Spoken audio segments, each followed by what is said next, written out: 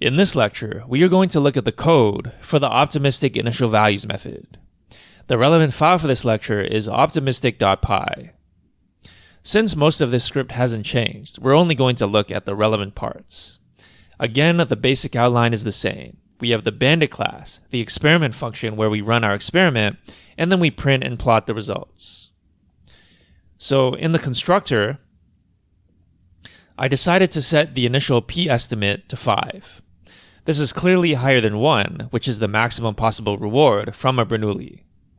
The tricky part is that you also have to initialize n to 1. If you don't do this, the 5 that you initialize will not be counted as a sample, and it will be erased as soon as you update p estimate. We can see why this is true if we look at the update function. So inside the update function, we first increment n by 1, and then we do our mean update as we did previously.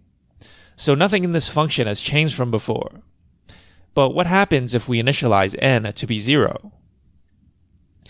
Then the first time we call the update function, n will become 1, and then we'll have 1 minus 1, which is 0. And therefore, the first p estimate would be x divided by 1, which erases any effect of the optimistic initial value.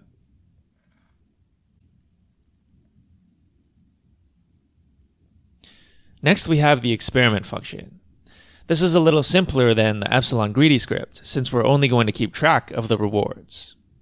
Inside the main loop, we choose the bandit j, based on a greedy selection. That's because our overly optimistic p estimate already handles the exploration aspect of this script. Because it's greedy, we can just take the argmax of the p estimates. The rest of the steps are the same as before. We pull bandit arm j, get reward x, update our rewards array, and call the update function. After that, we print the mean estimates for each bandit, we print the final win rate, and we print the number of times we selected each bandit. Finally, we plot the cumulative reward over each time step. So let's run this and see what we get.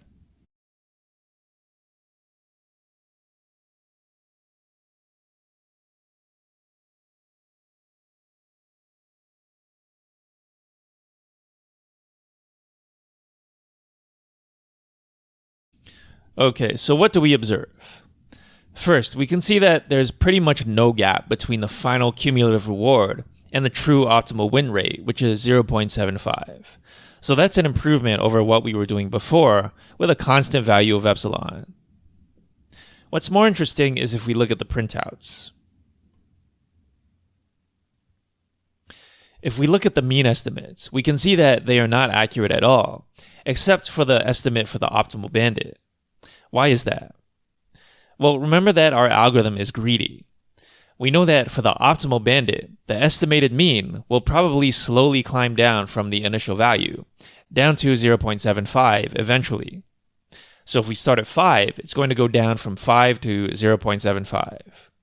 But what about these other bandits? If they go anywhere below that range, they're going to stop being selected. That's because we're being greedy. Therefore, there is no opportunity for these bandits to actually converge to their true means. As soon as they go below 0.75, we stop choosing those bandits, and therefore they stop getting updated. We can also look at the number of times each bandit was selected. Overall, the optimal bandit was selected over 99% of the time. The suboptimal bandits were only selected about 10 times, which is approximately 0.1% of the time.